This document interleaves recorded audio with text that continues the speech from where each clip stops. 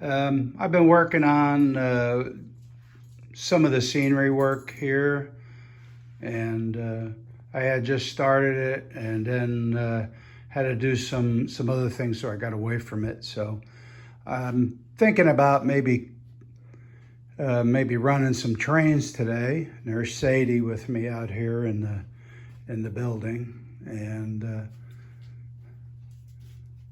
there's one of my gnomes.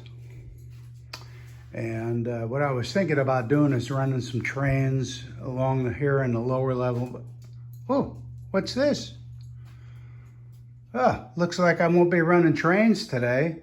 Looks like, what do we got here? It looks like a crashed UFO with another one sitting by it. I don't see any of the aliens around it, but I'm certainly not going to be able to run trains today till this gets sorted out. So I'll have to get back to you.